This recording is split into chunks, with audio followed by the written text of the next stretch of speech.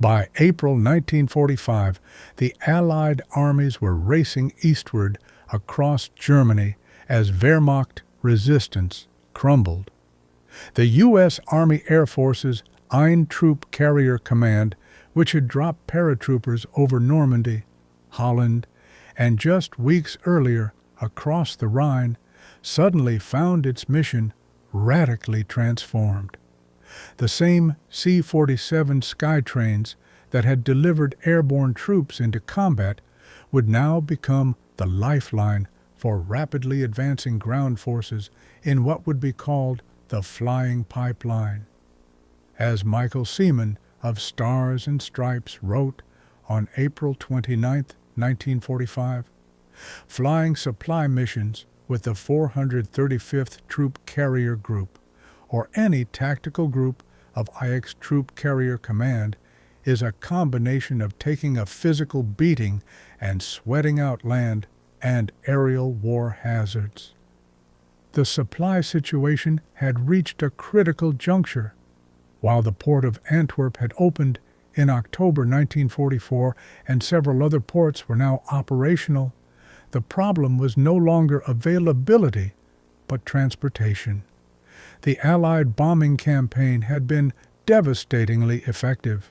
No railroad bridges remained operational, and retreating Germans had destroyed most road bridges across the Rhine and Moselle. The famous Red Ball Express truck convoys couldn't keep pace with armor units racing into Germany at unprecedented speeds. General Patton's Third Army exemplified the crisis. His tanks were advancing so rapidly that conventional supply lines stretched beyond breaking point. Between March 30th and May 9th, an astounding 22% of all gasoline supplied to the Third Army would arrive by air. This wasn't supplementary support, it was the difference between maintaining the offensive and grinding to a halt. The transformation began immediately after Operation Varsity on March 24, 1945, the largest single airborne operation in history. Within days, the mission changed from combat drops to emergency resupply. For the first time in the war's history, regular resupply missions to the front were classified as combat missions, covering March 30th through April 23, 1945. Squadron reports from April 1945 begin with remarkably similar phrases. The month of April was the most active in the history of this troop carrier squadron. Crews went from flying 2 or 3 missions weekly to 2 or 3 daily, navigating narrow corridors through active combat zones. They delivered everything: medical supplies, blood plasma, ammunition, food, communications wire, and above all, gasoline in 5-gallon jerry cans. The challenges were immense. Advanced Landing Grounds, ALGEs, hastily captured German airfields, were described as secured and repaired by aviation engineers. In reality, pilots landed on bomb-cratered runways that destroyed tires and damaged landing gear. The 87th Squadron reported changing 5 tires due to blowouts in May alone, with 6 others suffering severe damage from debris. Maintenance crews worked around the clock. The 88th Squadron's radio mechanics repaired equipment at night because planes flew constantly during daylight. The 85th Squadron's engineering report noted, "Maintenance work at night, especially field maintenance, offers many problems and difficulties, due mostly to the fact sufficient lighting equipment is difficult to obtain." Aircraft that had served faithfully for 16 months showed strain. As one report stated, "The airplanes have withstood this punishment well, but constant inspection and repairs are needed. The strain is beginning to tell. Fatigue and operational tempo led to tragic accidents.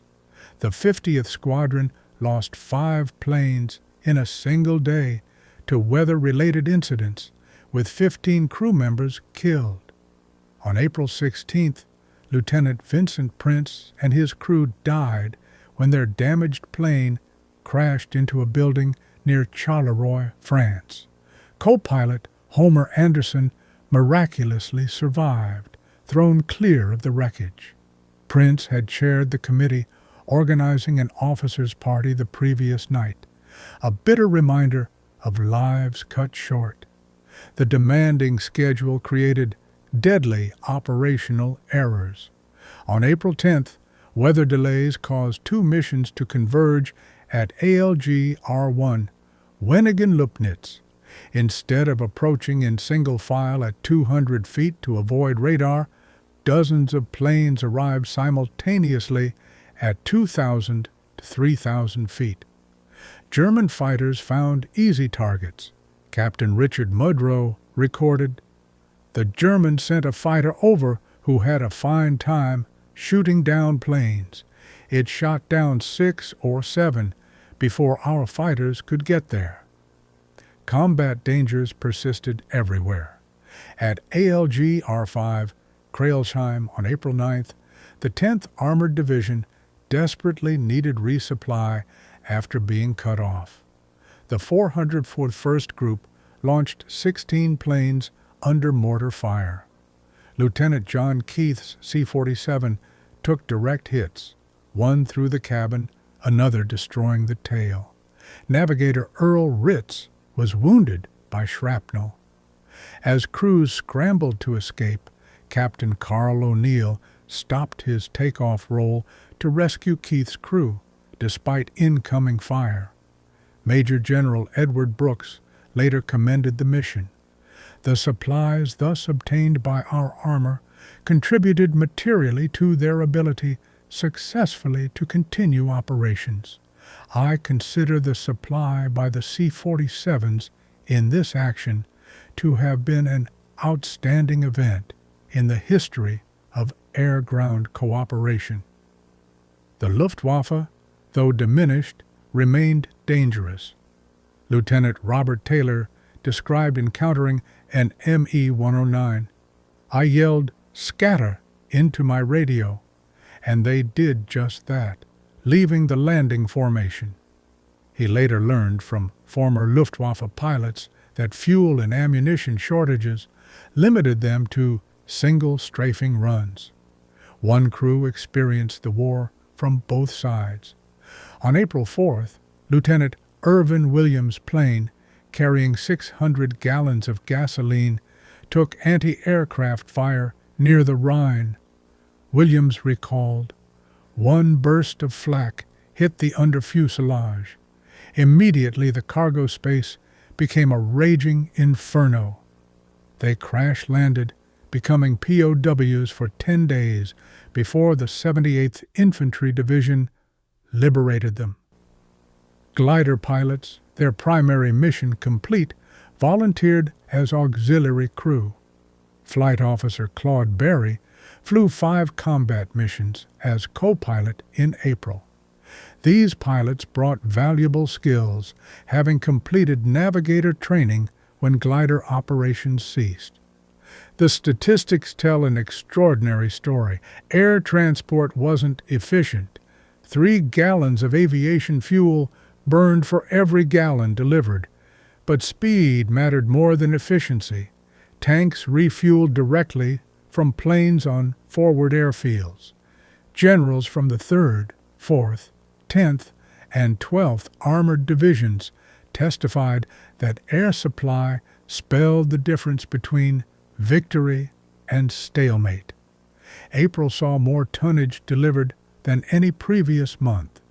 One day's deliveries exceeded February's entire total. Ike's Troop Carrier Command was pushing human and mechanical limits to sustain the offensive. Then came the war's most haunting chapter. As April progressed, missions shifted to airfields coded R-16, R-19, R-7. Locations near Bergen-Belsen, Buchenwald, Nordhausen, Flossenburg, and Dachau. Planes carried medical supplies and returned with skeletal survivors of Nazi brutality. Colonel Robert Gates, commanding the 88th Squadron, never forgot April 21, 1945. We carried 10 313 POWs and enslaved civilians. One Frenchman just that morning had fingers on one hand smashed by a hammer-wielding Nazi guard. At Paris's Le Bourget airport, General de Gaulle waited with a military band playing La Marseillaise. Gates continued. As the Frenchmen exited the plane, they kissed the ground, and although most were extremely feeble, they struggled to stand at attention as de Gaulle greeted each one. It was one hell of a moving experience, and not one of the crews had a dry eye. Lieutenant Alan Boyd, future U.S. Secretary of Transportation, described his first encounter with camp survivors. God, they were scarecrows, bags of bones. The first one came up to my plane, fell to his knees, and began kissing my shoes. It made me cry. I felt all kinds of emotions from humility, embarrassment, surprise, confusion, pride, bewilderment, anger. Flight Officer Bob Swenson reported that some repatriates died during flights home. Planes required fumigation after each mission due to lice infestations. Lieutenant George Collins remembered adjusting altitude to calm a crying baby, finding smoother air to comfort traumatized passengers. Russian repatriates presented particular anguish. Crews knew these liberated prisoners faced persecution at home, Stalin's regime viewing capture as betrayal. Yet they flew on, delivering hope, even when outcomes remained uncertain. Between April and June 1945, Einck Troop Carrier Command evacuated 273,843 displaced persons, Americans, British, Russians, Greeks, Poles, Australians, Belgians, Indians, Dutch, and Czechs. 70% of all Allied repatriates flown from Germany traveled in Troop Carrier Command aircraft, accomplishing this without a single casualty. General Eisenhower wrote to General Paul Williams on June 15, 1945, "The great job of flying done by your command has given me personal satisfaction of the highest order. Your total lift passed the unbelievable figure of 250,000 passengers. To have done this at all is remarkable, but to have done it without a single casualty is perfect. You have written a page in Air Force history and in Allied cooperation that will live forever." From supply drops at Normandy to the flying pipeline across Germany, from combat missions to mercy flights, Einck Troop Carrier Command adapted to every challenge.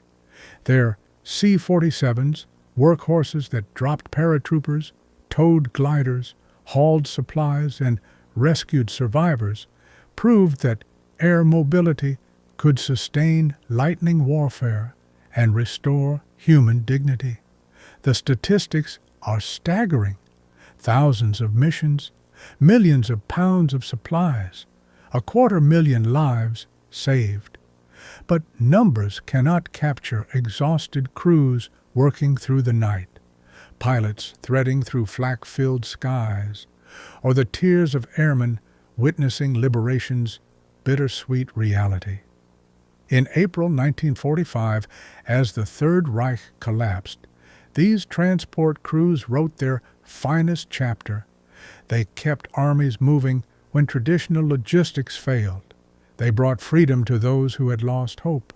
They proved that ordinary people performing extraordinary service could change history's course.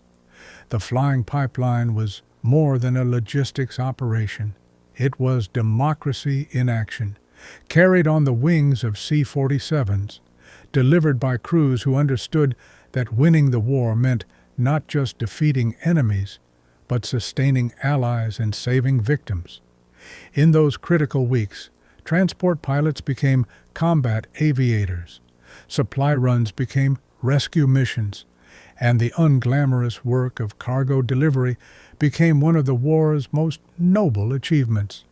As veteran after veteran testified, April 1945 was their proudest moment, not because of medals earned or recognition received, but because they were there when it mattered most, keeping freedom's armies moving forward and bringing devastated humanity home.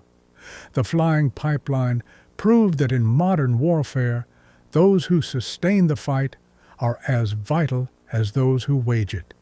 And sometimes the greatest victories are measured not in territory captured, but in lives restored.